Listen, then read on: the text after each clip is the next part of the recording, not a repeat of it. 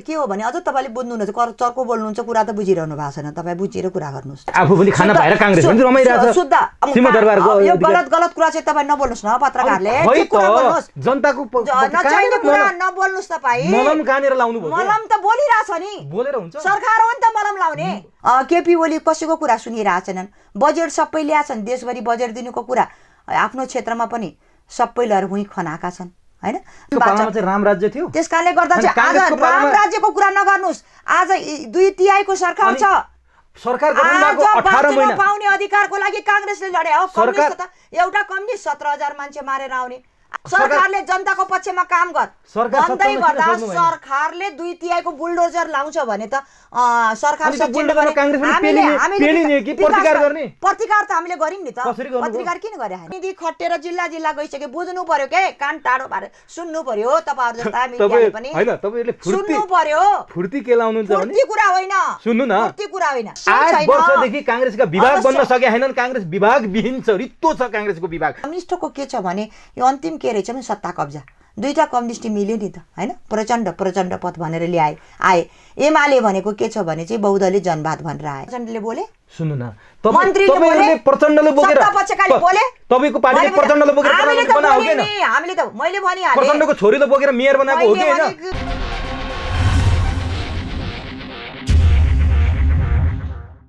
दर्शकवृन्द नमस्ते तपाई यति बेला सूत्र टिभीको सूत्र बहस हेर्दै हुनुहुन्छ आजको सूत्र बहसमा पनि हामी एउटा नयाँ विषयका साथ तपाईको सामु उपस्थित भइसकेका छौं मुख्यतया राजनीतिक विषयमा चर्चा परिचर्चा गर्ने क्रममा आज देशको पछिल्लो राजनीतिक अवस्था सरकारले गरेका जनविरोधी काम र त्यसमाथि प्रमुख प्रतिपक्ष दल कुइराको काग जस्तै बन्यो भन्ने आरोपमा नै हामी केन्द्रित हुनेछौं सरकारले जनविरोधी काम गरेको गरेछ प्रमुख प्रतिपक्ष दल एउटा कुनामा बसेर हेरै छ भन्ने आरोप छ के यो आरोप साँच्चै हो प्रधानमन्त्री केपी शर्मा ओलीले सिंगापुरबाट भिडियो कन्फरेन्स मार्फत मन्त्री परिषदको बैठकलाई सम्बोधन गरिरहेका छन् पहिलो चरणको भिडियो कन्फरेन्समा नेपाली कांग्रेसले विरोध जनायो तर कांग्रेसले विरोध जनाउँदै पनि प्रधानमन्त्रीले फेरि हिजो अर्को एउटा भिडियो कन्फरेन्स गरे के कांग्रेस प्रधानमन्त्री र नेकपाको अगाडि नतमस्तक भएकै हो यही विषयमा छलफल गर्न नेपाली कांग्रेसकी केन्द्रीय सदस्य एवं सांसद डिला संग्रौला आज सूत्र टिभीको स्टुडियोमा हुनुहुन्छ सबभन्दा पहिले म संग्रौलालाई यस कार्यक्रममा स्वागत गर्छु हस् धन्यवाद मैले पृष्ठभूमिमा जे भने नि त्यो साँचो हो एकदम यो तपाई साँचो चाहिँ होइन यो भिडियो कन्फरेन्स मार्फत यो मुलुकलाई चलाउन खोजेको कुरा चाहिँ साँचो हो भिडियो कन्फरेन्स गरेर नियमावली चेन्ज गरेर यो सूचनाको चुहाट गर्ने गोपनीयताको भङ्ग गर्ने बिजनेस र व्यापार चला जस्तो मन्त्री परिषदको बैठक गर्नेको नेपाली कांग्रेसले घोर भर्सनाएर विरोध गरेछ त्यो नियमावली चाहिँ परिवर्तन गर्नुपर्छ भनेछ त यो भनेको कुरा माग गर्दै पनि पहिलोचोटि गर्दा सञ्चार मन्त्रीको अभिव्यक्ति देख्नुभयो हामीले गरेकै छैनौं दोस्रो चोटि फेरि भिडियो कन्फरेन्स मार्फत चाहिँ मन्त्री परिषदको बैठक बसिसक्यो यो सबैले के देखाइरहेछ भने सरकार चाहिँ एकाङ्गी ढंगले एक्लै ढंगले यो मुलुक आफ्नो मनगन्त्य तरिकाले चलाउन खोजिरहेछ यो मुलुकको लागि दुर्भाग्य हो दिलाजी मैले यहीँनिर तपाईलाई अघि मैले जसरी भने तपाईले भन्नुभयो उत्तर त दिनुभयो जस्तो सरकारले मनगन्त्य ढंगले सत्ता चलाइरहेको छ त्यसलाई काउन्टर गर्ने र खबरदारी गर्ने त प्रमुख प्रतिपक्ष दलले होला सुन्नु प्रमुख प्रतिपक्ष दल पनि बोलेकै छ बोल्न त तर प्रमुख प्रतिपक्ष दल एकजुट भएर बोल्नु भन्दा पनि प्रमुख प्रतिपक्ष दलका केही मान्छेहरू सरकार विरुद्ध खनिन्छन् र केपी शर्मा ओलीले त्यसलाई सुनेको नसुनै गरी नाङ्लो ठटाएर हात्ती तर्फ यो कुरा होइन तपाईले भनेको कुरा एक दुई जनाको कुरा होइन संस्थागत रूपमा सबै बोलिरहेछन् सत्तापक्ष पनि बोलिरहेछन् जनता पनि बोलिरहेछन् सबले औँलो ठराइरहेछन् तर चाहिँ प्रधानमन्त्री सुनिरहेछैन सुन्नु है यो दुईको दम्म हो नि त यस कुराको पनिशमेन्ट यो कुरा जुन क्रियाकलाप भइरहेछ नि यो कुराको पनिशमेन्ट त जनताले दिन्छ नि त दिलाजी सुन्नु न सरकार सुध्रिन नखोज्या हो नि त प्रतिपक्ष चुप्लाएर कुनामा कहाँ बसेछ सुन्नु न म भन्दै छु प्रतिपक्ष त बोलिरहेछ प्रतिपक्ष बोल्यो के पनि बोलेछ सदनबाट पनि बोलेछ संगठनबाट पनि बोलेछ जनताको मार्फत पनि बोलेछ सरकार सुन्दैन भन्नको मतलब सरकार अराजक छ सरकार अधिनायकवादी छ सरकार सबैको बोली बन्द गर्न खोजिरहेछ यही कुराको मूलचुर हो ठीक छ मैले तपाईलाई भन्न खोजे ठीक छ जनता बोलेछन् प्रमुख प्रतिपक्ष पनि बोलेछ संस्थागतमै बोलेछ भन्नुभयो है जनता त बोलेछन् बिचारा सडकमै आछन् गुठी विधेयकको विरुद्ध सडकमा आए सरकारले ल्याएको चाहिने यो चाहिँ रवि लामिछाने प्रकरणको विरुद्ध पनि सडकमै आए मिडिया काउन्सिल विरुद्ध पनि सडकमै आए, जे ल्याउँछ सडकमा जनता आए, तर जनता के भयो? गोविन्द केसीको माग लिएर पनि जनता आए, तर के भयो थाहा छ? जनता टुरा भयो क्या, नेतृत्व कसले गर्दिने? यही हो गल्ती। अधिनायकवादी र कम्युनिस्ट साम्यवादी शक्तिलाई स्थायित्व, स्थिर सुशासन र विकासको नाममा, झुटा मुद्दाको नाममा जनताले मत गरिदिए नि त, त्यही भयो नि त। सत्तामा हुँदा पनि काङ्ग्रेस चाहिने, विपक्षीमा हुँदा पनि काङ्ग्रेस चाहिने। त्यसकारण तपाईँले दिएको 3टा मुद्दामा मैले के मुखरित गर्छु भने, पहिला तपाईँले भन्नुभयो गुठी सम्बन्धी विधेयक। गुठी सम्बन्धी विधेयक संविधानको विपरीत, धर्म संस्कृति परम्पराको आस्थाको विपरीत छ भनेर काङ्ग्रेसले सदनभित्र सदन चर्काउँदा थर्काउँदा मात्रै जनता सडकमा ओर्लेके, बल्ल फिर्ता लियो। अर्को अर्को जनताको सार्वभौमसत्ताको लागि लड्ने पार्टी काङ्ग्रेस हो नि। जनताले बोल्ने र विरोध गर्ने अधिकार कहाँबाट पाए? काङ्ग्रेसले दिला होइन। कम्युनिस्ट त हाम्रो फेरो पकडेर आएका हुन्, तर कम्युनिस्टहरू आए, संविधानलाई टेकेर आए, लोकतान्त्रिक गणतान्त्रिक संविधानलाई, तर संविधानलाई टेके, तर संविधानको आवरणमा टेकेर चाहिँ अलोकतान्त्रिक गतिविधि र अधिनायकवादी शैलीमा हिँडिरहेछन् के? यो कुरा हो। सत्तामा हुँदा पनि काङ्ग्रेस चाहिने, विपक्षी हुँदा पनि काङ्ग्रेस चाहिने, ठिक छ क्या। अब यस्तो चाहिने काङ्ग्रेसलाई जनताले 74 सालमा किन त्यसरी धुलो चटाएको होला त? यो त अचम्मको कुरा। मैले अघि नै भनिसकिहालेँ, जनता कसैका हुँदैनन्। जनतालाई जुन कम्युनिस्टले स्थिर स्थायित्व, सुशासन, समृद्धि र विकास सोचे, नयाँ फेरे जनताले। आज 64मा पनि जनताले फेरिया थियो नि त। तत्कालीन माओवादीको सरकार दिएको थियो, नेपाली काङ्ग्रेस प्रतिपक्षमै थियो, 4-4वटा कम्युनिस्ट प्रधानमन्त्री बने।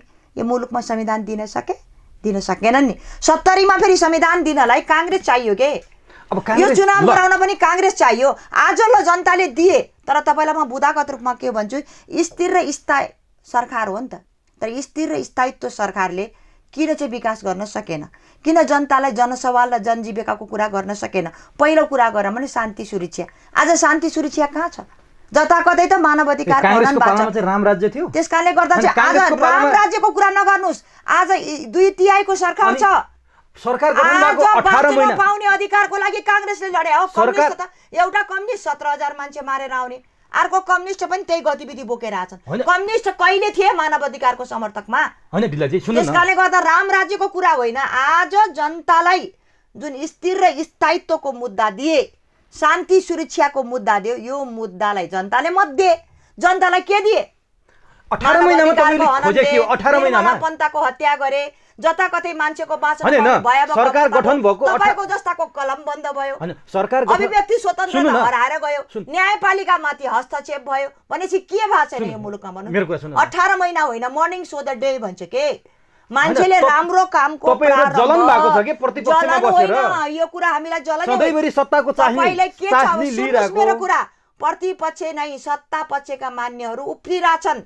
सरकार गनायो जति दिनसम्म केपी ओलीको सर भनिरहेछन्। जनताले मैले के भन्या भने हामीले पनि बोलिरहेछौँ। तर चाहिँ के छ भने यो सरकारको 18 महिनाको गतिविधि हेर्ने भने शान्ति सुरक्षा पनि छैन, सुशासन भन्नुहुन्छ भ्रष्टाचारको जगमा मुलुक उभिया छैन। वाइड बडीमा तपाईको सभापति जोडिनु होइन, बालुवाटार काण्डमा तपाईकै नेताहरू जोडिनु। यो झुटा कुरा हो। हामीले हिजो पनि निर्णय गरेका छौँ, वाइड बडी काण्ड, न्यारो बडी काण्ड, बालुवाटार जग्गा प्रकरणमा दोषीको कारबाही गर भनेका छौँ। खै कारबाही गर्यो? यो विषयमा खै कारबाही गर्यो? कारबाही गर्यो? गर्न सकेन। सदनमा तपाईको सभापति खेती गरेर कति दिन टिक्छ यो सरकार? दिलाजी एकछिन सुन्नु न, जस्तै सदनमा तपाईको सभापतिले हजुर केही महिना अगाडि यसरी भन्नुभयो कि वाइड बडीको तुरुन्त छानबिन गर्नु पर्यो भनेर सरकारलाई ध्यान आकर्षण गर्नुभयो। हो ठिक छ भन्नुभयो, सरकारले समिति गठन गर्यो हैन? अनि सरकारले समिति गठन गरिसकेपछि शेरबहादुर देउबाको नाम पनि आयो। सरकारले समिति त्यही त बुझ्नु भएन नि, तपाईहरु पत्रकारले त बुझ्नुहुन्न। सुन्नुस् न मेरो कुरा, जब वाइड बडी विमान खरिदमा भ्रष्टाचार भयो भनेर यो अधिवेशनमा हाम्रो चाहिँ पार्टी सभापति संसद दलको नेताले सदनमा यो कुरा उठाउनु भयो, कारबाही हुनुपर्छ। त्यसपछि हामी कन्टिन्यू हामी सबैले बोल्यौँ। बोलिसके पछाडि चाहिँ यो लेखा समितिले, छानबिन समितिले फल्नालाई कारबाही हुनुपर्छ भन्दा यो मुलुकको प्रधानमन्त्रीले के भने यो लेखा समितिले अधिकार छ भनेर एउटा चाहिँ समिति बनाए। पहिला पुरानो न्यायाधीशहरूको चाहिँ समितिमा एउटा समिति बनाए। तर त्यो समितिको म्याद थियो 1 महिना। त्यो समितिको सभापतिले पत्र पनि पाएनछन्, सदस्यले पनि पत्र पनि नपाएर समितिको म्याद हामीले सदनमा उठायौँ। यो सरकार सुन्नु किनभने सरकार चाहेको छैन। सरकार भ्रष्टाचारमा अनि आफै डुब्या छ। नचाहेको सरकारलाई लिग बनाउने काम तपाईहरुको होइन? लिगमा आउनु कसरी आउँछ? सरकार मैले अब भनिहालेँ यस्तै हो त देश। यो सरकार अब हामीले त्यही भएर हिजो के निर्णय गरेका छौँ भने यो सरकार सचिएन, सरकार सुध्रिएन। वाइड बडी न्यारो बडी लगायतका चाहिँ 33 किलो सुन काण्डदेखि मेलम्ची काण्डदेखि बुढी गण्डकी जलविद्युत परियोजना काण्डदेखि सबै काण्डमा सरकार सचिएन। सरकार सदनबाट बोल्दा पनि सचिएन, सरकार चाहिँ सडकबाट बोल्दा पनि सचिएन। त्यसैले गर्दा व्यापक रूपमा यो अहिलेको सबै स्थानीय तहमा सबै प्रदेशहरूमा यो भ्रष्टाचार विरोधी हाम्रो सभाहरू विरोध कार्यक्रमहरू गर्ने भन्ने हिजो मात्रै निर्णय ठिक छ, हिजो निर्णय भयो, म माने। जस्तै कांग्रेस सरकार नसचे त जानु पर्यो नि त, हामीले त तीबाट खोजे आउने त यो कुरा हो के? जस्तो हजुर कांग्रेसले गतिविधि गर्न खोजिरहेछ के, जस्तै खोज्या होइन गरिरहेछ नि। जागरण अभियान भनेर पहिलो चरणको गर्यो हजुर हैन?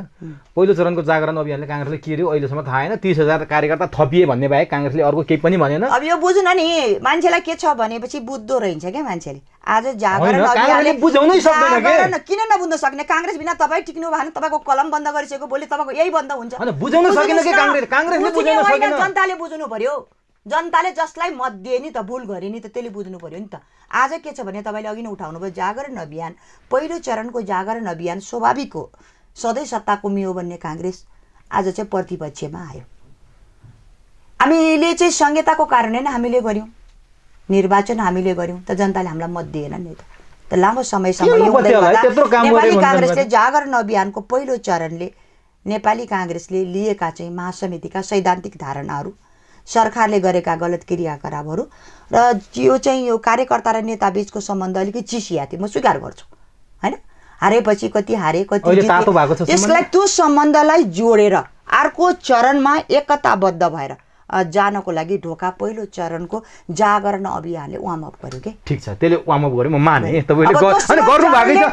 दोस्रो चरण 330 निर्वाचन क्षेत्र जाँदैछ प्रदेशको, तिनले के गर्छन् भने जनतालाई सामाजिक मुद्दा, जनसरकार, जनजीविका, दोस्रोको कुरा गर्नु लागि बिलाजी मैले तपाईलाई भन्न खोजे नि, शिक्षा स्वास्थ्य रोजगारका मुद्दा लिएर जनता समक्ष जाँदैछ। मैले तपाईलाई भन्न खोजे जस्तो हजुर सरकारको विरुद्ध बोल्दाखेरि कांग्रेस संस्थागत भएन भनेर मैले तपाईलाई किन भनिरहा भने जस्तै शेरबहादुर देउवाले तपाईको पार्टी सभापतिले पटक पटक के भन्नुहुन्छ भने म ओलीको विरोध गर्छु, तिमीहरू चाहिँ मेरो विरोध गर्छौ भनेर आफू इतरका नेताहरूलाई बारम्बार भन्नुहुन्छ। केन्द्रीय समिति बैठकमा रामचन्द्र पौडेलले एउटा प्रस्ताव लिएर आउनुहुन्छ, शेरबहादुर देउवालले त्यो मान्य हुँदैन। जस्तै एउटा महाधिवेशनको एउटा डायरी नै एउटा क्यालेन्डर नै लिएर आउनु भयो नि त रामचन्द्र पौडेलले, शेरबहादुर देउवालले सुनेको नसुने गर्नुभयो। होइन यो कुरा होइन, तपाईँले के छ भने यो क्यालेन्डर ल्याउनु रामचन्द्र पौडेलले शेरबहादुर दाइले नमान्ने कुरै होइन कि होइन? यो कुरा तपाईँ गलत सुन्नुहुन्छ। जब केन्द्रभित्र एउटा कुरा हुन्छ बाहिर अर्को कुराको सुनाइ भइरहेछ कि एउटा क्यालेन्डर यो हाम्रो यो फागुनभित्र चाहिँ म्याच सकिँदैछ केन्द्र समितिको, सबैले एउटा कुराको के महसुस गरेर माछ भने पछाडि यो मङ्सिरभित्र सबै क्रियाशील जति पनि छन् अपडेट भइसक्ने, यही मङ्सिरभित्र चाहिँ 14औं महाधिवेशनको क्यालेन्डर कार्यतालिका सार्वजनिक गर्ने भन्ने कुरा हाम्रो रामचन्द्र पौडेलले, शेरबहादुर देउपा, कृष्ण सिटौला बसेर निर्णय गरिसके। भनेपछि सहमत भएर यो कुरा निर्णय भइसक्यो मङ्सिरभित्र।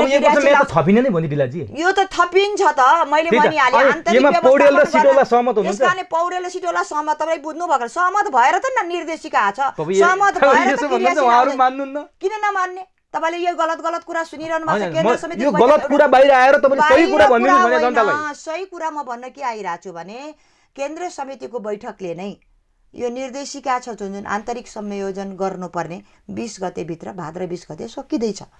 मङ्सिरसम्ममा जति पनि छन् फेरि सङ्घीय क्षेत्रहरू छन् ती पनि सकिन्छन्। त्यसपछि मङ्सिरको अन्तिम भित्रमा 13औं महाधिवेशनका क्रियाशीलहरू पनि सबै कुरा चाहिँ अपडेट हुन्छन् र त्यसै बेला चाहिँ 14औं महाधिवेशनको क्यालेन्डर निकाल्ने, अगाडि जाने भनेर केन्द्र समितिले निर्णय गरेछ। सबैले सही गरेका छन्। यही कुरालाई बुझ्नु पर्यो कि कांग्रेस एकजुट छ के? कसैले फुटाएर पनि कांग्रेस पुर्दैन, कसैले बाहिर कुरा गरेर पनि गर्छ। लोकतान्त्रिक पार्टीभित्र विभिन्न विचारधारा आउँछन्, यसलाई स्वाभाविक लिनु पर्यो के भन्छु म। हजुर कांग्रेसको असाढ 22 गतेदेखि सुरु भएको केन्द्रीय समितिको बैठक हिजो सकियो हैन? हजुर नेताहरू एकजुट भएर एकमत भएर सबै कुरा पारित भएर सकिएको हो। सकिएको कांग्रेसको एजेन्डामा के थिए भन्ने तपाईलाई थाहा छ? मलाई थाहा बैठक सुरु हुनुभन्दा अगाडि मलाई थाहा नहुने कुरा हुन्छ भन्नुहोस् त के थियो मलाई 14वटा एजेन्डा मलाई थाहा हुन्न अनि के थियो भन्नु पहिला त नियमावली थियो त्यसपछि निर्देशिकाको पास थियो भातृ संस्थाहरू अनि थियो हो संगठन थियो नियमावली र जागरण निर्देशिका थियो। भयो होला नियमावली र निर्देशिका सबै कुरा भयो नि। 3 वर्षपछि पार्टीलाई संघीय स्वरूपमा लैजानमा सहमत हुनुभयो निर्देशिका अब बनाउनु यही भयो कुरा त बुझ्नुहुन्न तर नि तपाईँ। काङ्ग्रेस यही गएको छैन सङ्घीय संरचनाभित्र भात र यी सबै समायोजन भइकिन यो भाद्रसम्म त सबै कुरा सकिँदैछ गयो त नि। वडा तहसम्म गयो त काङ्ग्रेसको संघीय स्वरूप सबै अनि संरचना कागजमा पो गयो जाँदैछ, त कागजमा होइन प्रतिनिधि खटेर जिल्ला जिल्ला गइसक्यो बुझ्नु पर्यो के कान टाढो पारेर सुन्नु पर्यो तपाईहरु जस्ता मिडियाले पनि हैन तपाईहरुले सुन्नु पर्यो फुर्ती के लाउनुहुन्छ भने फुर्ती कुरा होइन सुन्नु न फुर्ती कुरा होइन काङ्ग्रेस समावेशी पहिलो पार्टी लोकतान्त्रिक पहिलो पार्टी अरु पार्टीको विधान हेर्नुस् न त विधानले हुन्छ काम कारबाही हुनु पर्यो नि कहाँ छ समावेशी हाम्रो त समावेशी छ किन तुलना गर्नुहुन्छ हाम्रो त आफ्नो राम्रो बनाउनु सबैलाई यति हो हामी आफ्नो राम्रो विधान अनुसार जाँदैछ केही कमजोरी सुधार गरेर जाँदैछ के लोकतन्त्रको दुहाई दिनुहुन्छ लोकतान्त्रिक पार्टी नै हो नि कसले दुहाई दिने खै त शेरबहादुर देउवासँग ठाडो नजर लाएर बोल्न सक्दैनन् सबैले बोलिरहेछन् त्यही कोही बोल्यो भने शेरबहादुर देउवाले एकचोटी तपाईले यही बिर्सिनु भयो अरु नेता हुँदा मलाई थाहा छ म मोरङको मान्छे हैन कति चोटी गिरिजाप्रसाद कोइराला पार्टी सभापति हुँदा तपाईलाई थाहा छ नरहरि आचार्यलाई सोधे थियो कि हैन नचाहिने बोल्दै गर्यो भनिकिन सोधे थियो हैन कारबाही पनि भएको थियो तर आजको दिनसम्म सबै नेतालाई बोल्न छुट्छ नि किन छुट्छ भने लोकतान्त्रिक पार्टी भएर एकदम असन्तुष्ट हुनुहुन्छ नि आफू इतरका मान्छेको मेरो शेखर कोइरालासँग के भयो हेर्नुस् त अब सुन्नुस् न यो कुरा के भयो भन्ने व्यक्ति विशेषको कुरामा सन्देश गएको छ व्यक्ति विशेषको कुरामा तपाई नजानुस् समग्र रूपमा नेपाली कांग्रेसले नीति अब कांग्रेस एकजुट हो अब कांग्रेस एकजुट हो अब 14औं अधिवेशन महाधिवेशनमा हजुर कांग्रेस एकजुटका साथ गएर देश हाँक्ने खालको कांग्रेस हाँक्ने खालको नेतृत्व आउँछ कांग्रेस नेतृत्व आउने महाधिवेशनले तय गर्छन् तपाईले हेर्नु मैले भने पनि हुँदा फेरि शेरबहादुर देउवा आउनु भन्दा हालत यस्तै होला नि त या शेरबहादुर देउवा आउँदा हालत त्यही हुने रामचन्द्र दाई आउँदा हालत त्यही हुने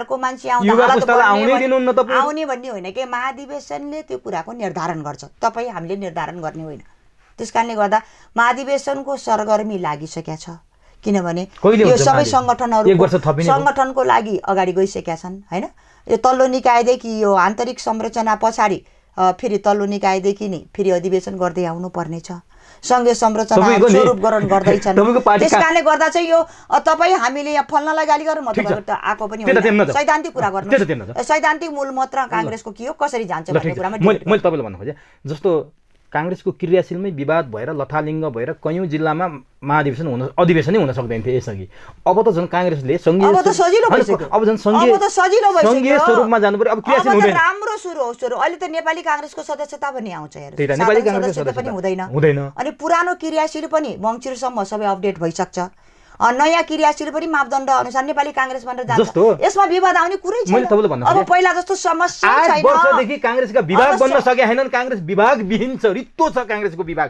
अनि तपाई चाहिँ के भन्नुहुन्छ भने अब त सर्लक्कै भइहाल्छ सबै काम मैले भनिहाले क्रियाशीलको विवादहरू अब छुँदैनन् किन 13 महाधिवेशन अपडेट हुँदैछ अब नेपाली कांग्रेस सदस्यता हुन्छन् विभागको कुरा चाहिँ ढिलो भएको छ हेर्नुस् यो कमी कमजोरी हो हामीले ठडाइराछौं हाम्रो सभापतिजीलाई यो चाहिँ यो विभागहरु चाहिँ चाँडै गठन गर्नु पर्यो मान्छेले भूमिका पाउँथे 14 वर्षदेखि भातृ संस्थाको महाधिवेशन हुन नसकेको भातृ संस्था नि छन् तपाईहरुको यही त बुझ्नु भएको छैन अब कुन 14 वर्षको शेरबहादुर हुँदा सबै अधिवेशन भइसक्या हुन् अब हुँदा गर्नुपर्ने दलित संघ छ किसान संघ छ हैन अनि नेभी संघको हालत नेभी संघ त आफै सकिया हो नि त नेभी संघको त पदावधि विधान त सकिया हो अनि कस्तो हेर्नु त नेभी संघको बन्न ढिलो भएको छ के नेभी संघको एडम कमिटी बन्न ढिलो भएको छ यो ढिलो गर्नु हुँदैन हिजो मात्रै हामीले मैले चाहिँ आफै 11 बुधे प्रस्ताव लिएर गएँ केन्द्र समितिमा लिखित प्रस्ताव पेश गरेको छु मैले यसमा मेरो भातृ संस्था र शुभेच्छु संस्था जनसम्पर्क समिति पनि पहिलो एजेन्डा छ त्यसकारणले हामीले सभापतिज्यूलाई जति सक्दो तपाईले छिटो गर्नु ढिलाजी अरे हिजो चाहिँ एउटा समिति र एनपी साउथको संयोजकता समिति बनाएको ढिलाजी जस्तो तपाईलाई थाहा छ नि शेरबहादुर देउवा नेभी संघको लगभग संस्थापक सभापति नै हुनुहुन्छ नेभी संघकै पूर्व सभापति विमलेन्द्र निधि कांग्रेसको उपसभापति हुनुहुन्छ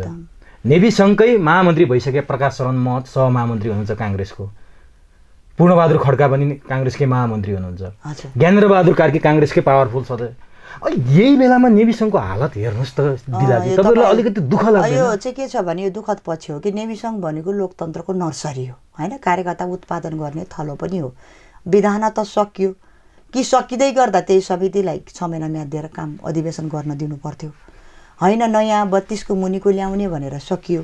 तर चाहिँ अझै 6 महिना बित्दा पनि चाहिँ नेताहरूले गर्न सक्नु भएको छैन। यसले गर्दा चाहिँ तपाईहरुले पनि पहल कदमी गर्नु पर्यो। हामीले पहल कदमी नेतृत्वले होइन हामीले शेरबहादुर देउवाले यो भने बारेमा पनि छौँ। सोच्नुहुन्न? त्यसकारणले गर्दा चाहिँ यो के छ भने दुईटै नेताले मिलेर ल्याउनु पर्ने। अब किनभने एकलौटी गर्न पनि नसकिने।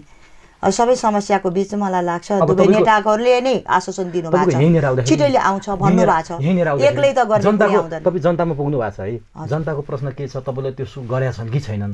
हामी कहाँ एउटा प्रश्न आउँछ के, हजुर नेपाली काङ्ग्रेस छैन रे। अब यो गलत बुझ्नु भएको छ। नेपाली काङ्ग्रेस देउवा छ अरे, नेपाली काङ्ग्रेस पौडेल छ अरे, नेपाली काङ्ग्रेस सिटौला छ अरे, नेपाली काङ्ग्रेस कोइराला छ अरे के। अब यो जसरी काङ्ग्रेस हिजो थियो नि, हिजो गिरिजा प्रसाद कोइराला एक ठाउँमा बोल्दाखेरि देशै हल्दिन्थ्यो। गिरिजा प्रसाद कोइराला हुँदा पनि गुट एकदम चरमै थियो। हेर्नुहोस् व्यवस्थापन त गर्नु भएको थियो। गणेश मानजीले कृष्ण प्रसाद भट्टराईले पार्टी छोडेर जानुभयो होइन, सर्वोच्च बन्नुभयो। अलिअलि विवाद त थियो पहिला। बिपीको पाला होइन, बिपीको पाला पनि थियो। सुशील दाई हुँदा पनि मैले देखेको छु होइन, भागभण्डा लाग्दै गर्दा म नपरेको हो होइन। अहिले पनि छ, मैले त्यो एजेन्डामै लगाएको छु। यो भागभण्डा 60-40ले पार्टी कमजोर भएको छ। यो शेरबहादुर देउवाको भन्दा पनि सबै नेताले गर्न चाहनु भएको छ कि अब चाहिँ व्यक्तिले गुट बनाउँदा त कमजोर भयो नि त। यो कुरालाई म स्वीकार गरेर के भन्छु भने नेताहरूले भावनात्मक एकता गर्नु पर्यो, सबैको प्रेसर छ।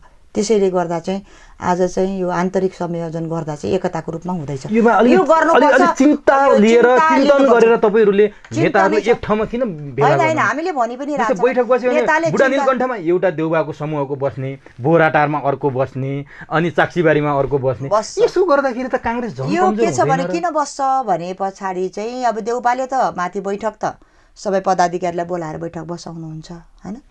अब रामचन्द्र दाइले पनि बैठक शेरबहादुर दाइले राम्रै काम गरून् भनेर बैठाउनुहुन्छ होला।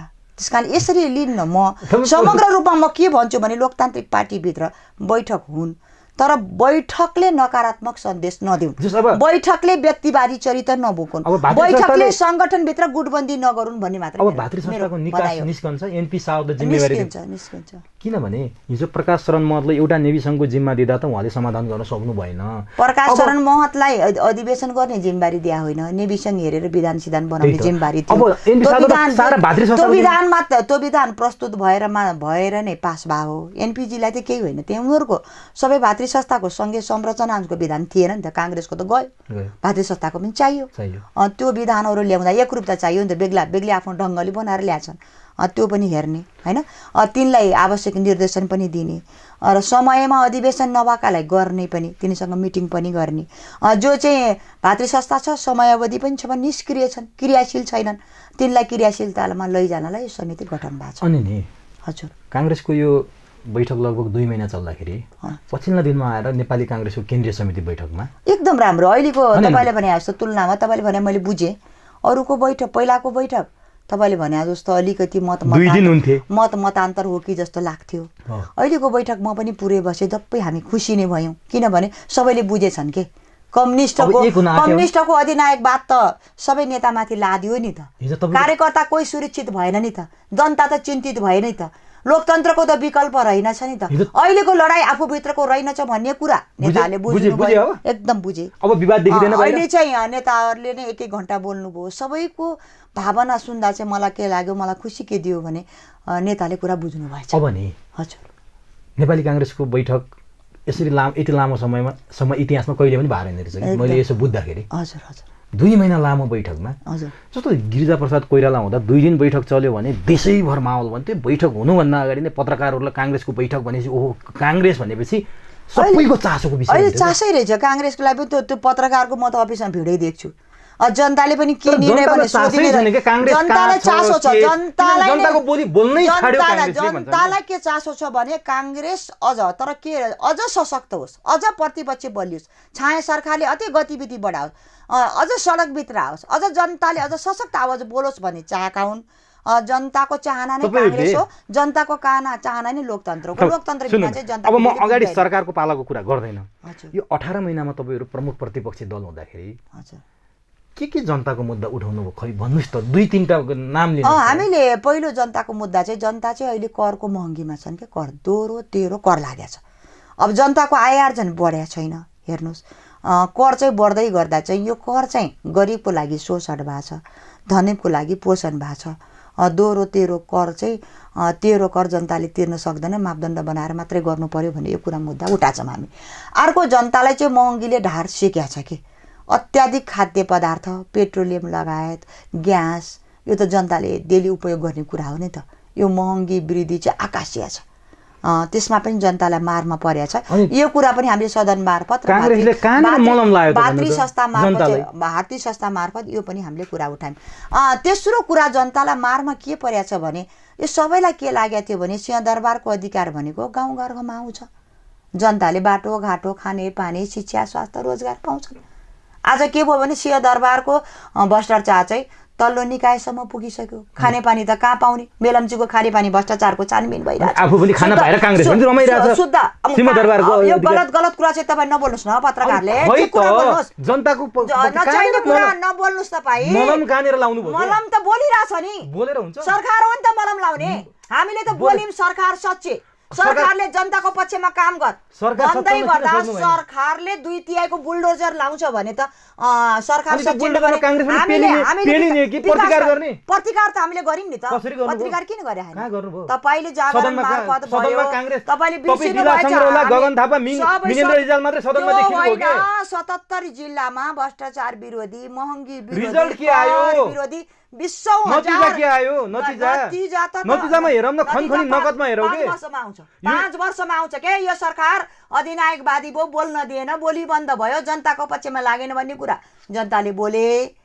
अब जनताले सरकारतर्फ फर्किँदा ओली सरकार भिडियो कन्फरेन्समा व्यस्त छ, जनताको कुरा सुन्दैन। तपाईले भन्नुभयो नि 5 वर्षमा नतिजा देखिन्छ भन्नुभयो नि, त्यसका नतिजा जनताले मूल्याङ्कन गर्छन्। जनताभन्दा ठुला शक्ति कोही छैन। तपाईले सानो उदाहरण दिउ। हजुर, 5 वर्षको नतिजा त भारतमा काङ्ग्रेस अहिले त राम्रैसँग देखियो। मोदीको विरुद्ध सडकमा आगै थियो काङ्ग्रेस आई, त्यो कुरा होइन। मोदीले काङ्ग्रेसलाई कहाँ पुर्याइदिए? अब यहाँ ओलीले काङ्ग्रेसलाई कहाँ पुर्याइदिन्छ 5 वर्षपछि? झन् कमजोर हुन्छ काङ्ग्रेस भन्छन्। सरकारमा हुँदा उनले राम्रो काम गरेथे के? जनताको पक्षमा मोदीको सरकार लोकप्रिय थियो। यो सरकार त अलोकप्रिय छ नि।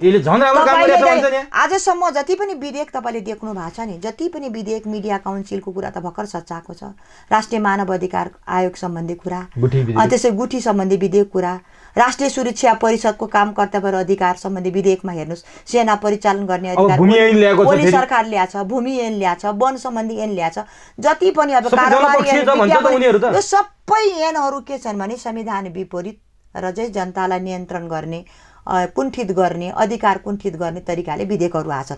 त्यसले गर्दा अर्को विधेयक कसरी आछन् भने पछाडि म राज्य व्यवस्था समितिमा पनि छु, सबै विधेयकहरू चाहिँ के छन् भने संघीयता भनेको त अधिकारको विकेन्द्रीकरण हो, साधन शोधनको बाँडफाँड हो, तर सबै चाहिँ अधिकार चाहिँ माथि रहने गरी प्रदेश र स्थानीय तहलाई अधिकार नदिने गरी चाहिँ विधेयक आछ भनेपछि सरकार कहाँ चाहिँ छ? न कानुन बनाउने कुरामा ठिक छ, कमजोरको कुरा होइन के? सरकारको नियतै त्यस्तो हो। यो कम्युनिस्टको के छ भने यो अन्तिम के रहेछ भने सत्ता कब्जा। दुईटा कम्युनिस्ट मिल्यो नि त हैन, प्रचण्ड पथ भनेर आए। एमाले भनेको के छ भने चाहिँ बहुदलीय जनवाद भनेर आए, आज जनताको जनवाद भनेका छन् कि यो दुईटैको के थियो भने सत्ता कब्जा थियो। आज सत्ता कब्जा त भए, आज पनि फेरि ओली र प्रचण्ड बीच यो प्रधानमन्त्री कुर्सी कसले लिने भनेर लडाई चढिरहेको छ। त्यो त उनीहरुको पार्टीभित्रको कुरा हो के? पार्टीभित्रको कुरा होइन, प्रधानमन्त्री कोला बनाउँछन् भन्ने कुरा तपाईले कांग्रेसले बनाइदिने हैन नि त। प्रचण्डले कहाँ बोले त? प्रचण्डले जनताले न्याय पाएनन्, जनताले चाहिँ खानेपानी पाएनन्, जनताले रोजगारी पाएनन्, सबै जनताका छोराहरू विदेशी मुलुक बन्न सकेन, अशान्ति भयो भन्ने कुरा प्रचण्डले बोले। सुन्नु न, तपाईले प्रचण्डले बोकेर बोले, तपाईको पार्टीले प्रचण्डले बोकेर प्रधानमन्त्री बनायो के? हामीले त मैले भनिहाले प्रचण्डको छोरीले बोकेर मेयर बनाएको हो के हैन? तपाईहरुले हसिया हतौडामा आफ्नो कार्यकर्तालाई भोट हाल्न लगाउनु भयो। के भन्या भने हामीले सहकारी पनि गर्यौं। अनि ओलीले सहकारी गर्दा किन बसेका माओवादीलाई 12 बुँदे सम्झौता गरेर शान्ति प्रक्रियामा ल्याए। आज तिनै सत्तामा गए तर विप्लवमाथि राजनीति बन्देज लगाएपछि आज फेरि चाहिँ हत्या हिंसाको आतंकको प्रचण्डले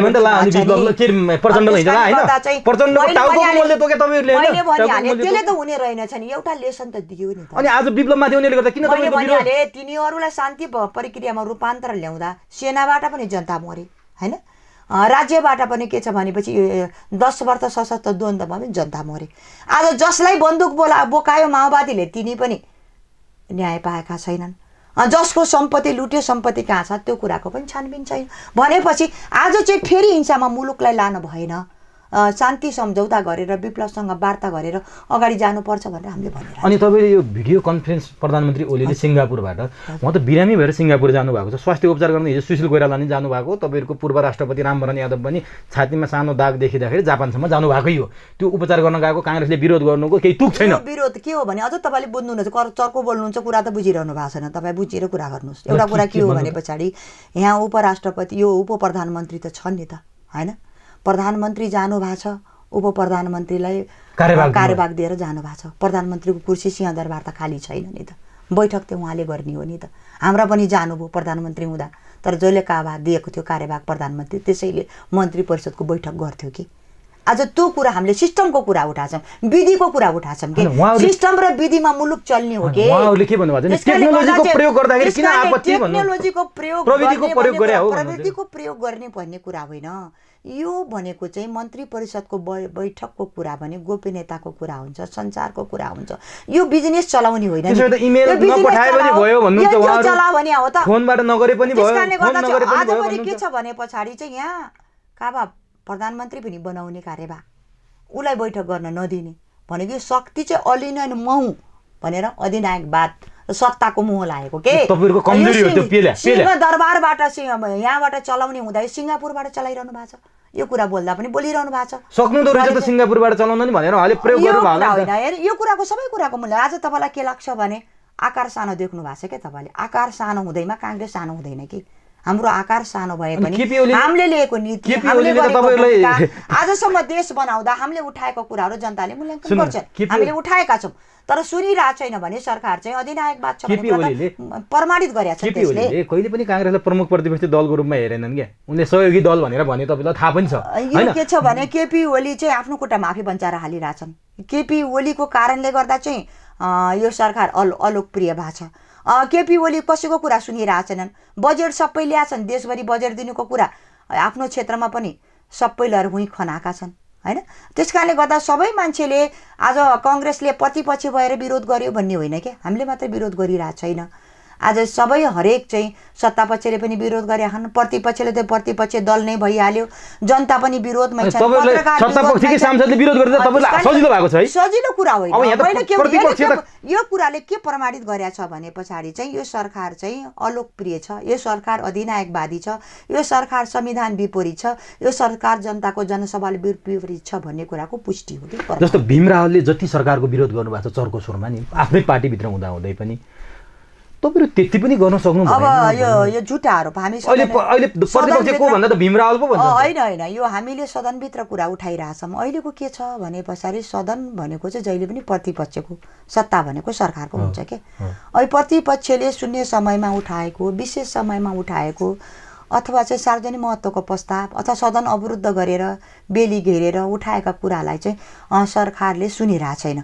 यो के भइरहेछ, एकातर्फ चाहिँ सभामुखको भूमिका सन्तुलित भएको छैन। सभामुखले पनि भूमिका खेल्न खोज्दा चाहिँ आज के भएको छ भने कार्यपालिकाले चाहिँ व्यवस्थापिका संसदलाई लाचार छाया बनाएको छ। तपाईको पार्टी सभापति चुनाव अगाडि भन्नुभएको थियो लाचार छाया कम्युनिस्टको शासन आयो भने अधिनायकवाद आउँछ, हुन पनि पाइदैन भन्नुभएको थियो। त्यो पुष्टि हुँदै गएको यो कुरा चाहिँ जनताले आज आफै मैले चाहिँ बोलेको छुइनँ। आज नेताले आज जनताले के भनेर छन् त सभापतिले भनेको कुरा प्रुफ भयो भनिरहेछ। त्यो पुष्टि भएको हो, पुष्ट भएको छ। आज पुष्टि भइसक्यो।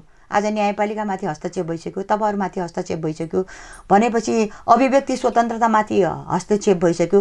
जनताको सार्वभौम सत्ता, राष्ट्रिय अखण्डता, स्वाधीनतामाथि माथि प्रश्न उठिरहेछ। यसको ज्वलन्त उदाहरण तपाईँले देख्नुभयो नि त, जब चाहिँ विषादीयुक्त तरकारी नेपाल भित्रियो, हैन?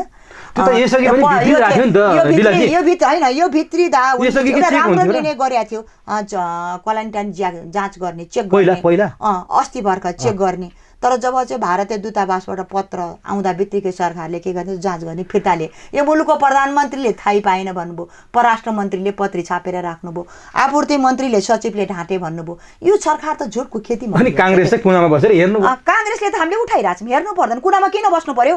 सदनमै बसिरहेछौँ नि हामी। तपाईले देख्नुहुन्न हामीलाई सदनभित्र? देख्न त देखिन्छ नि। कुना नभन्नुस् न, सुन्न त सुनिनुहुन्छ, यस्तो शब्द नबोल्नुस्। तपाई पत्रकार हो, टेलिभिजन चलाउनुहुन्छ, कहिलेकाहीँ त देखिनुहुन्छ, सुनिनुहुन्छ, तर जनहितमा आउनु भएन के जनताको हितमै छौँ हामी चाहिँ यो माले जस्ता तत्कालीन अनि त्यो 20 आउँदाखेरि रोके खोइ जनताले के 20 आउँदाखेरि रोके खोइ हामीले किन रोकेनौँ हामीले त तत्काल त ट्रक रोक्न सक्नु पर्छ नि सीमामा गएर ट्रक रोक्ने हाम्रो काम होइन के हाम्रो भनेको सदनभित्र अब तपाईहरुको काम चाहिँ के हो त खबरदारी अनि खबरदारी गर्दा गर्दा जनता विष खाएर मर्ने बेला भइसक्यो यो जनतालाई विष खुवाउँदैछ मार्दैछ स्लो पोइजनमा लैसक्यो भन्ने हाम्रो काम हो अनि कांग्रेसको सरकार हुँदा त्यहाँ चेक हुन्थ्यो त्यसकारणले गर्दा चाहिँ यो क्वारेन्टाइन जाँच भने हाम्रो पाली पनि हुन्थ्यो अहिले पनि हुनु पर्यो हुन्थ्यो त्यसकारणले सिस्टममा लैजानु पहिला पनि हुन्थेन नि त यसै गरी आएको हो त्यसकारण यो सरकार चाहिँ कुनै कुरामा सफल छैन के अब जस्तो ठीक छ यो विषय एउटा अन्तिम हजुर जस्तो यो बलात्कारका घटना चाहिँ एकदमै चर्चा परिचर्चामा आए हजुर अझ पछिल्लो समय गत वर्ष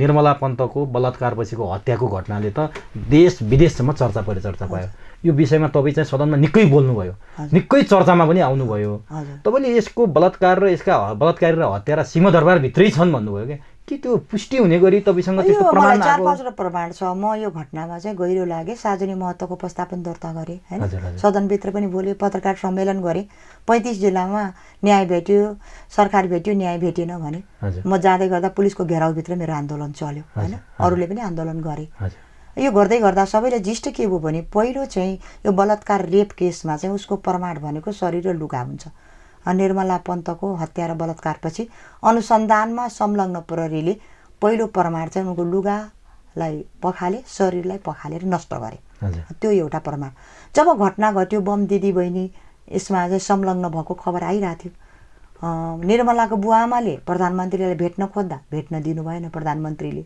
बम दिदी बहिनीलाई भेटेपछि उहाँले के भन्नुभयो भने निर्मलाको हत्याका चाहिँ अपराधी पत्ता लाग्न 12 वर्ष लाग्छ हैन जब आन्दोलन फेरि चर्किँदै गइसके पछाडि चाहिँ अब फेरि सरकारबाट के आयो भने अपराधी नभएका हैन दिलीप सिंह बिष्ट जसको मानसिक सन्तुलन गुमाएका थिए तिनलाई पकडेर थुन्यो डिएनए परीक्षण नभएपछि छोडिदियो फेरि आन्दोलन चर्किँदै गइसके पछाडि सरकारले अपराधी पत्ता लगाइसक्यो भनेर चाहिँ प्रदीप चौधरी र तिलक राउललाई पकडेर फेरि थुन्यो आन्दोलनलाई साम्य पार्न हैन साम्य पार्दै गर्दा त्यसै बेला मलाई सम्झना आउँछ प्रधानमन्त्रीले के भन्नुभएको थियो भने निर्मलाको पोस्टर पोलमा लागेको थियो अनि यो चाहिँ सामाजिक सुरक्षा अभियानको नाममा चाहिँ प्रधानमन्त्रीले निर्मलाको पोस्टर जहाँ छ च्यात्नु नयाँ सुरुवात हुँदा चाहिँ केपी ओलीको पोस्टर लाउनु मैले सदनमा भने तपाईँले सम्झिनु होला मैले प्रधानमन्त्रीलाई भनेको थिएँ तपाईँलाई निर्मलाको पोस्टर च्यात्न लगाउनु भयो आफ्नो पोस्टर टाँस्न लगाउनु भयो बलात्कार र हिंसा गरेर पोस्टर चाउँदैनमा नयाँ युग आउँदैन प्रधानमन्त्रीज्यू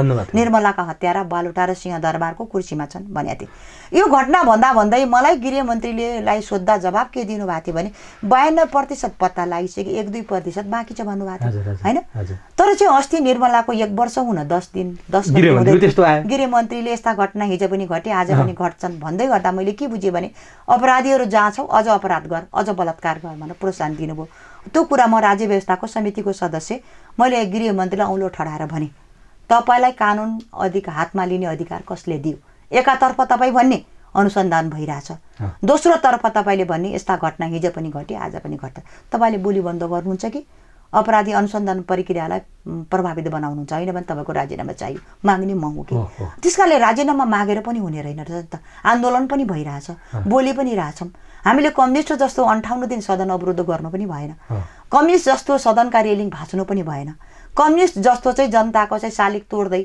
मनेका शालिक र टायर बाल्दै हिँड्नु पनि भएन हामी चाहिँ असुर ज्ञान प्रभार गर्दै हिँड्नु पनि भएन लोकतन्त्रवादीले विचारवादद्वारा चाहिँ सरकारको खबरदारी गर्ने हैन त्यो खबरदारी त हामीले गरेका छौं नि त्यसैकारणले गर्दा के छ भने सरकार चाहिँ अलोकतान्त्रिक छ के जस्तो नि अस्ति तपाई सोध्नु भयो नि प्रधानमन्त्री सिङ्गापुर जानुभन्दा अगाडि सदनमा एउटा अभिव्यक्ति दिनुभयो नि प्रधानमन्त्रीले बार के साबित गर्न खोज्नुभयो भने हामीले अधिनायकवादी भन्छन् म यो विषयमा अन्तिममा आउने विषयमा होइन हामी लोकतन्त्रवादी किन भनिरहनु भएको छ किनभने उहाँहरुको मेनिफेस्टो हेर्दा पनि उहाँ कहिले पनि लोकतन्त्रवादी हुनुहुन्थेन तर पनि लोकतान्त्रिक प्रक्रियामा आइपुग्नुभयो सरकारभित्र जानुभयो क्रियाकलाप सबै लोकतान्त्रिक भए नेपाली जनताले के भने अधिनायकवादी भयो निरङ्कुशतावादी भयो जताकतै बन्द भयो एउटा विरोध गर्न पनि नदिने विरोध गर्नेलाई पनि लाठी चार्जै गर्ने हैन गुठी सम्बन्धी विधेयकमा त्यस्तै भयो नि त जनताले आन्दोलन गर्दा हैन। त्यस्तै गरेर राष्ट्रिय चिकित्सा सम्बन्धी विधेयकमा पनि आन्दोलन भयो, त्यहाँ पनि लाठीचार्जै गर्यो। लाठीचार्ज सरकारले त्यो गोविन्द दबाएरै छाड्यो। शर्माले गाना गाउँदा चाहिँ रोक्यो भनेर विरोध गर्दा पनि लाठीचार्जै गर्यो हैन, गानै ब्यान्ड गर्यो। यो सबै घटनाले के देखाछ भने सरकारमाथि चारतर्फमाथि सरकार चाहिँ लोकतान्त्रिक आवरणमा आयो तर चाहिँ अधिनायकवादी आवरण पहिरेर चाहिँ जनतामाथि छुरी प्रहार गर्यो भनेर भनाइ आउँदै गर्दा चाहिँ प्रधानमन्त्रीले आफूलाई प्रुभ गर्नलाई धेरै समय व्यतीत गर्नुभयो के उहाँले। हामी लोकतन्त्रवादी बोलेर त हुँदैन होला। प्रधानमन्त्रीले आफूमाथि लागेको बेलैमा पाख्न खोज्नुभयो तपाईँको भाषामा। मैले अब तपाईँलाई भन्न खोजेँ जस्तो यो निर्मला पन्तको केस तपाईँ एकदम नजिकबाट पनि निहाल्नु भयो, सिंहदरबारभित्रै अपराधी छन्, बालुवाटारभित्रै छन् भन्नुभयो। तपाईँलाई लाग्छ यी अपराधीहरू पक्राउ पर्लान्? मैले धेरै ठाउँ बोलेको छु, तपाईँले हेर्नु पनि भयो होला। सरकारले चाहिँ यसलाई चाहिँ यो दन्ते कथा बनाउन खोजेको, यो सत्य थियो नि त। यो पञ्चायतकालमा तपाईँलाई थाहा छ पोखराको नमिता र सुमिता काण्ड हैन, गण्डकीमा फालिए लास पत्ता लागेन, त्यही बनाउन म त त्यो सदनमा पनि बोलिसकेँ होइन, कुरा पनि राखिसकेँ। किनभने प्रमाण त नष्ट गरिसकेँ नि त। डिएनए भनेको मिलेन, प्रमाण नष्ट गरिसके भनेपछि यिनको अनुसन्धानबाट हामीले के अपेक्षा गर्ने, त्यही हालत चाहिँ भएको छ। तर चाहिँ यो घटनाले चाहिँ के दिएछ भनेपछि आज देशैभरि म तीजको गीत मार्फत गएँ, हरेकले निर्मलाको पोस्टर टाँसेर चाहिँ सरकारले निर्मलामाथि बर्बरता गर्यो, हजारौँ निर्मला बलात्कार बचाउनुपर्छ भनेछन् के भने चाहिँ एउटा सन्देश यस्तो भयो। यो घटना अन्तर्राष्ट्रियफीकरण पनि भयो, राष्ट्रियकरण पनि भयो। यसले गर्दा के छ भने खबरदारीको औलो फर्किया छ, जनताले पनि फर्किया छ। तपाईँले यो माथि निरन्तर दबाब दिइरहनु भएको छ, तपाईँको पार्टीले पनि दिइरहेछ। मैले यहाँनिर सोध्न खोजेँ जस्तो निर्मला काण्डले यस्तो अन्तर्राष्ट्रियकरणै गरियो, यस्ता घटना यसअघि त नघटेका त होइनन् नि, त्यति बेला पनि घट्थे। तर यसमा चाहिँ किन यसरी राजनीति? यो राजनीतिकरणै होइन, यिनीहरूले गलत बुझे के कांग्रेसले राजनीति यो राजनीतिकरणै होइन, यो राजनीतिकरण सत्ताले आरोप लाग्यो। यिनीहरूले के छ भने यो अनुसन्धानले प्रमाण नष्ट त माथिको संलग्न बिना प्रमाण नष्ट गरे त छैनन् नि त। संलग्नता बिना चाहिँ निरपराधीलाई अपराधी त दोषी भन्या त छैनन् नि। 12 वर्ष लाग्छ भन्ने घटना घट्दै यो सबै अभिव्यक्तिले गर्दा के छ भने ठुलै हात छ। किनभने जब हामीले कराइसकेपछि उच्च स्तरीय छानबिन समिति भन्या थियौँ नि, समिति गठन भयो। समितिले के रिपोर्ट दिएछ भने निर्मलाको हत्या चाहिँ उखुबारीमा भएको होइन, अन्यत्र ठाउँमा हत्या गरिएर उखुबारीमा उनको लास फालिएको भनेर। अनि मानव अधिकारको पनि आएको रिपोर्ट हेर्नुभयो होला नि, मानव अधिकार आयोगले के भनेको छ भने यो निर्मलाको हत्यामा संलग्न छ भनिरहेछ। ठीक छ, यो सबै घटनाले त यो अलि फरक खालको बलात्कारको घटना भयो। अरु भन्दा तपाईको यो घटना सबैले इंकित गरिसक्यो सरकारतर्फ। सरकारले छानबिन अनुसन्धान प्रक्रिया। अब म अन्तिममा तपाईलाई जस्तो देशमा व्यवस्था विरुद्ध नै केही शक्ति लागे भनेर प्रधानमन्त्रीले चाहिँ सिङ्गापुर जानुभन्दा अगाडि सर्वदलीय बैठक 18 महिनापछि बोलाउनु भयो। त्यति बेलासम्म उहाँले प्रमुख प्रतिपक्ष कसैलाई पनि सर्वदलीय बैठकमा चासै दिनुभएको थिएन, बसेकै थिएन। प्रधानमन्त्रीले सिङ्गापुर उठ्नु अगाडि एउटा सर्वदलीय बैठक बोलाउनु भयो।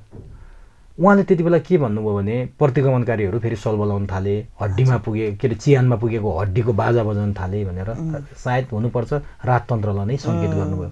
के देशमा फेरि राजतन्त्र फर्किने अवस्था सिर्जना भएको छैन? यो राजतन्त्र फर्किने अवस्था छैन।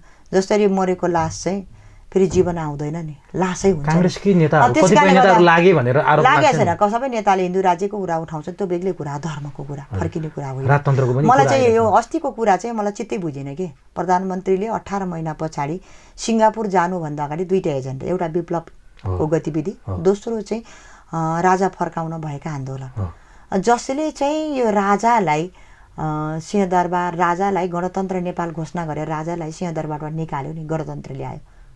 आज चाहिँ त्यही राजा फाल्ने शक्ति त्यति डराउनु पर्ने कारण के छ? किन डराइरहनु भएको छ? आज सिरपेज बिनाको राजासँग डराउनु पर्ने छैन। किनभने केपी ओली आफै सिरपेज बिनाको राजा हुन खोज्नु भएको छ। उहाँले त सहकार्य गर्नु पर्थ्यो नि त आन्दोलनकारी सरकारसँग। त्यसकारणले गर्दा चाहिँ ओली सरकारको चाहिँ यो तर्सिनु पर्ने, आन्दोलनकारी तर्सिनु पर्ने अवस्था छैन। तर सरकारले सुशासन दिन सकेन, सरकारले भ्रष्टाचार न्यूनीकरण गर्न सकेन, सरकारले त्यो डाइभर्ट गर्न उहाँले गर्न नसके, काम गर्न नसकेर जनताको ध्यान डाइभर्ट गर्नु गरेका क्रियाकलापहरू चाहिँ को विरुद्धमा सदनभित्र पनि छताछुल्ल छ। आज मधेसवादीहरूलाई संविधान संशोधन गर्ने भनेर लग्यो हो नि त उहाँले, त्यो पनि मुद्दा संशोधन भयो। प्रधानमन्त्री ओलीले काम गर्न नसकेर जनताको ध्यान चाहिँ अर्कोतिर चाहिँ गलत क्रियाकलापलाई ढाकछोप गर्न चाहिँ यसो सर्वदलीय बैठकको आवरण दिएर मसला दिएर चाहिँ विप्लव समूहले गरे यता गरे सबै चाहिँ यस्ता तत्त्वहरू चाहिँ आज लोकतन्त्र र गणतन्त्र विरोधी तत्त्वहरू सक्रिय भए बचाउनु पर्छ भनेर यसो गर्ने मसला मात्र। यसको उदाहरण चाहिँ नि जस्तो काङ्ग्रेसभित्र पनि यो 2 महिनाको केन्द्रीय समिति बैठकमा धार्मिक स्वतन्त्रताको पक्षमा चाहिँ बहसले धर्मनिरपेक्षताको विरुद्ध आवाजहरू उठे, धेरै बलियो आवाज नै उठिरहेछ। अनि अर्कोतिर पूर्व राजा ज्ञानेन्द्र थाइल्यान्ड जानु, प्रधानमन्त्री केपी शर्मा ओली त्यो बेला सिङ्गापुरमा उहाँको चाहिने सेड्युल चाहिँ थपिँदै जानु, त्यही बेला नेकपाका अर्को अध्यक्ष प्रचण्ड चाहिने युएई जानु, त्यही बेला नेपाली काङ्ग्रेसका महामन्त्री थाइल्यान्ड जानु जस्ता कुराहरू भए कि अनि यसले मान्छेहरूले केही पाक्दैछ भन्छ नि, राजावादीहरू के आरोप लगाइरहेछन् भने काङ्ग्रेस र कम्युनिस्टले नै राजा फर्काउँदैछन् भनेर। होइन, यो झुटा आरोप छ, उनीहरूको झुटा मन्त्र हो। हाम्रो चाहिँ यो महासमितिको बैठकमा नै यो नेपाली काङ्ग्रेसको 4वटा तारामा चाहिँ एउटा तारा धार्मिक स्वतन्त्रता हो कि होइन, यसलाई हामीले अँगाल्दै आएको हो नि त नेपाली काङ्ग्रेस। तर 62-63 जनआन्दोलनका एजेन्डाहरू उठे, धार्मिक स्वतन्त्रता, गणतन्त्र, संघीयता, समावेशिता, समानुपातिक मिश्रित निर्वाचन प्रणाली होइन, यसले चाहिँ संविधानले अङ्गीकार गर्दै गर्दा पनि चाहिँ जब महासमितिको बैठकमा यो नेपालको पहिचान भनेको त धार्मिक मुद्दा भनेको हिन्दू राज्य हो, यसलाई नेपाली काङ्ग्रेस छोड्ने कसरी भनेर 700 जनाले सिग्नेचर क्याम्पिङ गरेर राजनीतिक प्रस्तावमा चाहिँ परिवर्तन हुनुपर्छ भन्ने मुद्दा पनि आयो। र केन्द्र समितिको अस्तिको 2 महिनाको बैठक लगभग लामै बैठक हो यो बैठकभित्र पनि यसले प्राथमिकता पायो होइन। र धार्मिक स्वतन्त्रता कसैलाई पनि धर्म परिवर्तन गर्न लगाउने होइन, जबरजस्ती गर्ने कुरा चाहिँ अवाञ्छित छन्, वाञ्छनीय छैनन्। तर पनि नेपाली काङ्ग्रेस चाहिँ अहिले हेर्दा चाहिँ संविधान को चाहिँ नायक त काङ्ग्रेस हो नि त, काङ्ग्रेसकै नेतृत्वमा अहिलेको गणतान्त्रिक संविधान आएको छ, त्यो संविधानमा लेखिएको छ। त्यसले गर्दा चाहिँ केही जटिलता छन्, तर काङ्ग्रेसभित्र चाहिँ यो बहस चाहिँ जीवन्त छ। तर हिन्दू र धर्मको कुरा गर्दा बित्तिकै राजालाई जोड्ने भन्ने कुरै आउँछ। हिन्दू राज्यमा काङ्ग्रेस फर्काउने अभियानमा लाग्छ कि लाग्दैन? फर्काउने अभियान भन्दा पनि यो धेरै यो मुद्दा चाहिँ काङ्ग्रेस जीवित रहने त्याम्रो चाहिँ त्यति मात्रै छ भने एकदम बाहिर यो छ। हेर्नुहोस्, म चाहिँ धर्म र संस्कृतिमै पिएचडी गरेर मान्छे, हेर्नुहोस् म चाहिँ आस्था विश्वास पनि गर्छु होइन। धेरै ठाउँमा जाँदा चाहिँ राजनीतिकमा नेताहरूले जनतालाई जोड्न सकिरहेको छैनन्। अब यति एउटा आशा छ काङ्ग्रेस धर्मले चाहिँ नेपाललाई जोड्छ होइन, त्यसकारणले गर्दा यो मुद्दा उठ्या छ, हेर्दै जाउँ के हुन्छ। महासमिति अब आउने महाधिवेशनले काङ्ग्रेस हिन्दू राज्यमा फर्किन्छ भनेर निर्णय गर्न सक्छ। निर्णय गर्ने भन्दा पनि यो कुरा उठ्या छ, एकदम अलिकति मूर्त भाषामा ठोस उठ्या छ होइन। अब यो हिन्दू राज्यमा काङ्ग्रेसले अहिलेसम्म निर्णय गरे खाने कुरा गर्न सक्छ भन्न सक्दैन म होइन। यो कुरा चाहिँ एकदम राम्रो उठ्या छ। जो काङ्ग्रेस हिन्दू राज्यमा फर्किने सम्भावना छ, नेपाली जनताले पनि यो चाहन्छ। अनि राजतन्त्र फर्किने सम्भावना छैन, यो त कुनै हालतमा फर्किँदैन। यो धर्मलाई चाहिँ राजासँग जोड्नु गलत कुरा। हस् ढिलाजी, अत्यन्तै व्यस्तताको बावजुद पनि सूत्र टिभीको सूत्र बहसलाई समय दिनुभयो, यसको लागि सूत्र टिभी र मेरो तर्फबाट तपाईँलाई हार्दिक धन्यवाद।